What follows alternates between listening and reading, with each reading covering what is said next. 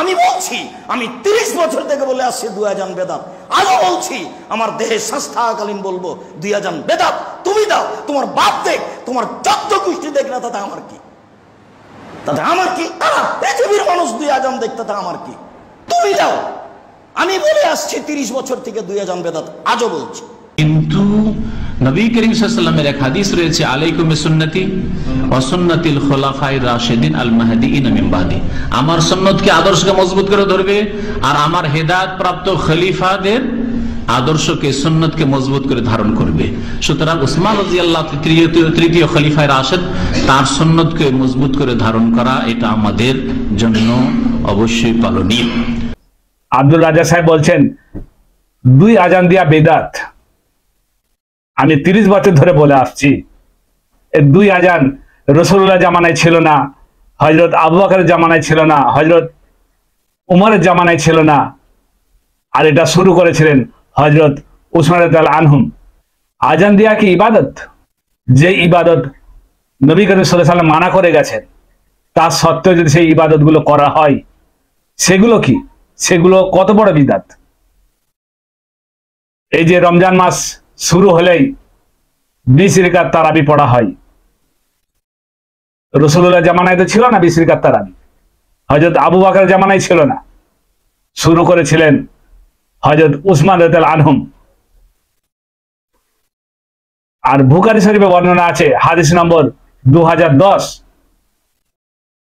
এই হাদিসটা রাজ্জাক সাহেব আপনি কি জানেন না? যে 20 রাকাত যে তারাবি পড়া হয় বা পড়ানো হয়, এটা কি? বুখারী শরীফে আরেকটি বর্ণনা আছে, হাদিস নম্বর 731। সেই হাদিসে আল্লাহ রসুল বলে গেছেন, এই যে রমজান মাসে ফরজ নামাজ তোমরা জামাতের সঙ্গে পড়বে, বাকি যে নামাজ সেগুলো তোমরা বাড়িতে একা একা পড়বে। আল্লাহ নবী মানা করে গেছেন, ফরজ নামাজ ছাড়া জামাতে কোনো নামাজ পড়া যাবে না। তো এইগুলো কি যে জামাতের সঙ্গে 20 রাকাত যে তারাবি নামাজ পড়া হয়, এগুলো কি?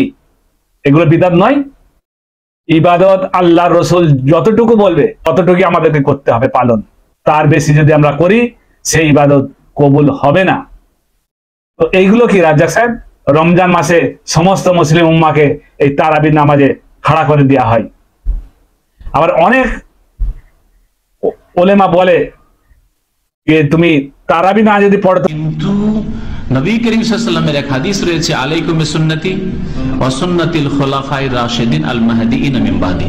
আমার সুন্নতকে, আদর্শকে মজবুত করে ধরবে, আর আমার হেদায়েত প্রাপ্ত খলিফাদের আদর্শকে, সুন্নতকে মজবুত করে ধারণ করবে। সুতরাং উসমান রাদিয়াল্লাহু আনহু তৃতীয় খলিফায়ে রাশিদ, তার সুন্নতকে মজবুত করে ধারণ করা, এটা আমাদের জন্য অবশ্যই পালনীয়। তোমার রোজাই হবে না। আর এই মহাশয় কি বলছেন যে আল্লাহ রসুল বলে গেছেন, নবী পাক সাল্লাল্লাহু আলাইহি সাল্লাম বলে গেছেন কে আমার সুন্নত আর আমার খলিফায়ে রাশিদিনের সুন্নত তোমরা মানবে। যেহেতু হযরত উসমান রাদিয়াল্লাহু আনহু খলিফায়ে রাশিদ ছিলেন, সেই জন্য আমাদেরকে মানতে হবে উনি যে আজান শুরু করে গেছেন সেটা আমাদেরকে পালন করতে হবে। এই যে খলিফা বেনেছিল হযরত আবু বকর, হযরত উসমান, হযরত উমর রাদিয়াল্লাহু আনহু, ইনাদের কি নবী পাক সাল্লাল্লাহু আলাইহি ওয়াসাল্লাম বানিয়েছিলেন যে আমার পরে তোমরা খলিফা হবে? কোন জয়ীফ হাদিস দেখাতে পারবে? তো যখন আল্লাহ রসুল বলে যায়নি যে আমার পরে তোমরা খলিফা হবে, তো খলিফা কি করে হলো এনারা? আবু দাউদে বর্ণনা আছে, আল্লাহ নবী বলেছেন যে কিয়ামত পর্যন্ত আমার বংশ থেকে, হাসমি খানদান থেকে 12 জন খলিফা হবে কিয়ামত পর্যন্ত। খলিফা, আখরি খলিফা হবে ইমাম মেহেদী আলাইহিস সালাম। তো এইখানে বোঝা যায় যে খলিফার হক প্রথম দিন থেকে ছিল মওলা আলী আলাইহিস সালামের। তো মওলা আলী আলাইহিস সালামকে খলিফা কেন বানানো হলো না? এর পিছনে বহুত বড় কাহিনী আছে। আমাদের আহলে সুন্নাত উলামা বলবে না এরা। আমাদের আহলে সুন্নাত উলামার সঙ্গে আল্লাহ রসুলের কোনো সম্পর্ক নেই, আল্লাহর কোনো সম্পর্ক নেই। যদি থাকতো এই সব জিনিসগুলো লুকিয়ে রাখতো না।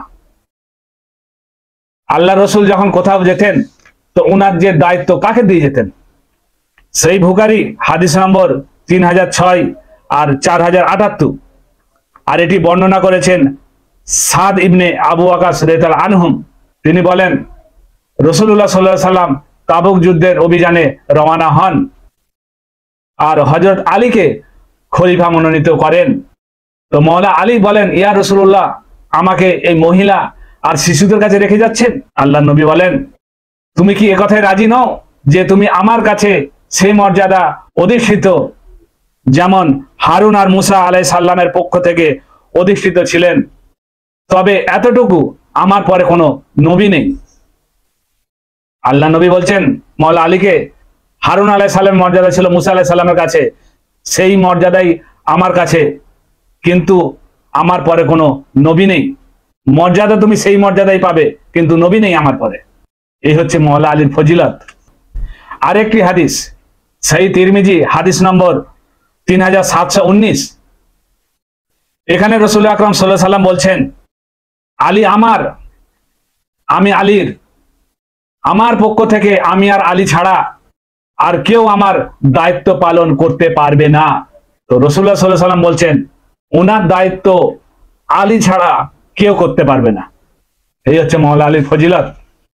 আরেকটি হাদিসে বলছেন রাসূল আকরাম সাল্লাল্লাহু আলাইহি সাল্লাম, কানজুল উম্মাল খণ্ড 13 পৃষ্ঠা 131, রাসূলুল্লাহ সাল্লাল্লাহু আলাইহি সাল্লাম বলছেন মওলা আলীকে ইঙ্গিত করে, এ হচ্ছে আমার ভাই, আমার পরে আমার ওসি এবং খলিফা, তার নির্দেশের প্রতি কর্ণপাত করো এবং তার অনুগত্য করো। আল্লাহ রসুল কি বলছেন? যে আলী যেটা বলবে সেটা কান খুলে শুনবে এবং তার হুকুম মানবে। তো মওলা আলীর হুকুম মেনেছিল। রাসূলুল্লাহ চলে যাবার পর তার হুকুম তো মানার কথা, তার সঙ্গে লড়াই করেছে, যুদ্ধ করেছে। মসজিদে নামাজ পড়তে গেছে, ফজরের সময় ধোঁকা দিয়ে শহীদ করা হয়েছে। আর এই কাজ করেছে ওই বনু উমাইয়া। আরেকটি বর্ণনায় রাসূল আকরাম সাল্লাল্লাহু আলাইহি সাল্লাম বলেছেন, আমি হচ্ছি ইলমের শহর, আলী হচ্ছে সেই শহরের দরওয়াজা। তো আমরা যদি ইলম হাসিল করতে যাই, ইলম যদি জানতে চাই, শিখতে চাই, তো আমাদেরকে ওই দরওয়াজায় যেতে হবে, মওলা আলীর কাছে যেতে হবে। মওলা আলীর কাছে যতক্ষণ না যাও তুমি রাসূলুল্লাহকে পাবে না। তো এইখানে বোঝা যাচ্ছে যে রাসূলুল্লাহ সাল্লাল্লাহু আলাইহি সাল্লাম যাবার পর খিলাফতের হক ছিল মওলা আলীর। মওলা আলীরকে খিলাফত দেওয়া হয়নি। এই মহাশয় যে বললেন, আল্লাহ রসুল বলে গেছেন আমার সুন্নত আর আমার খলিফায়ে রাশেদিনের সুন্নত মানবে। খলিফায়ে রাশেদ শুরু হবার পর হযরত আবু বকর কি করেছিলেন? এই যে খলিফা, তিনটি যে খলিফা বেনেছে, এই খলিফা বানা মানেই খলিফা যখনই মানলো তখনই মওলা আলীর হক মানলো। কেন? খলিফার হক ছিল মওলা আলীর, মওলা আলীর হক মানলো। প্রথম খলিফা হয়ে প্রথম গুনাহ করে ফেললো হক মারা। হযরত আবু বকর সিদ্দিক ফাতেমাতুজ জোহরা সালামুল্লাহ আলাইহার হক মেরেছে, পদক ওনাকে দেয়নি। ওনার হক ছিল। আল্লাহর রাসূল সাল্লাল্লাহু আলাইহি সাল্লাম বলে গেছেন যে ফাতেমাকে যে কষ্ট দেয় সে আমাকেও কষ্ট দেয়। ফাতেমা হচ্ছে আমার কলিজার টুকরো। আর ফাতেমাতুজ জোহরা সালামুল্লাহ আলাইহা যতদিন হায়াতে ছিল হযরত আবু বকর সিদ্দিকের সাথে কথা বলেনি। উনি দুনিয়া থেকে চলে গেছে, মওলা আলী রাতেই ওনাকে জানাজা পড়ে মাটি দিয়ে দিয়েছে, হযরত আবু বকরকে বলেনি। তো কি রকম ব্যবহার করে গেছে খলিফায়ে রাশেদিন, যেটা ইনারা বলে যে এই খলিফায়ে রাশেদিন মানতে হবে। তো আমরা যদি মানি, ওনাদের যদি সুন্নত মানি, ওনাদের সুন্নত না মানে যে ওনাদের সুন্নত যদি সঠিকভাবে মানা যায়, তাহলে আমাদেরকে অন্যজনের হক মানতে হবে, তবে ওই সুন্নত পালন হবে। কেন? ওই যে প্রথম যে খলিফা বেনেছিল এই দুটো বড় হক মেরেছিল। আল্লাহ রসুল এসে সবাইয়ের হক দিতে বলে গেছেন, কেউ কারোর হক মারতে মানা করে গেছেন, এনারা খলিফা হয়ে হক মেরেছিল। এইগুলো অতি সত্য, কিতাবে ভরে পড়ে আছে, হাদিস আমাদের আহলে সুন্নাতের কিতাবে। যতক্ষণ না এই হক না জানতে পারবে, ইবাদত করে কোনো কাজ হবে না। তোমাকে সত্য জানতে হবে। সত্য না জানা পর্যন্ত তোমার ইবাদত কোনো কাজে আসবে না। আল্লাহ নবী দুনিয়া থেকে যাবার কিছুদিন আগে গদিরে খুমের ময়দান থেকে উনি ওনার উম্মতকে সতর্ক করে দিয়ে গেছেন, সাবধান করে দিয়ে গেছেন যে আমি যাচ্ছি, আমি তোমাদের কাছে দুটি ভারী জিনিস রেখে যাচ্ছি। একটি হচ্ছে আল্লাহর কিতাব, শক্ত করে ধরবে, মজবুতির সাথে ধরবে, এতে হিদায়াত আছে, নূর আছে। আর একটি হচ্ছে আমার আহলে বায়াত, আমার আহলে বায়াতের নামে আল্লাহ পাকে স্মরণ করে দিচ্ছি তোমাদেরকে, আমার আহলে বায়াতের ব্যাপারে তোমাদেরকে মনে করিয়ে দিচ্ছি, মানে ভয় দেখাচ্ছে। তিরমিজি শরীফের বর্ণনায় আছে যে এই আহলে বায়াত আর কুরআনের মধ্যে যদি তুমি একটিকে ছেড়ে দাও তুমি গুমরা হয়ে যাবে, পথভ্রষ্ট হয়ে যাবে। আমাদের আহলে সুন্নাত গুমরাহের দিকে আছে, পথভ্রষ্টের দিকে আছে। আমরা যদি বাঁচার চেষ্টা করি তাহলে আমাদেরকে কুরআন আর আহলে বায়াত কে মজবুতির সাথে ধরতে হবে। যদি ধরতে পারো তাহলেই রক্ষা, নালে কোনো রক্ষা নেই। আল্লাহ রসুল বলে গেছেন যে বনি ইসরায়েলে ওরা 72 দলে বিভক্ত হয়েছিল, আমার উম্মত 73 দলে বিভক্ত হবে, আর তার মধ্যে একটি যাবে জান্নাতে আর বাকি সবাই যাবে জাহান্নামায়।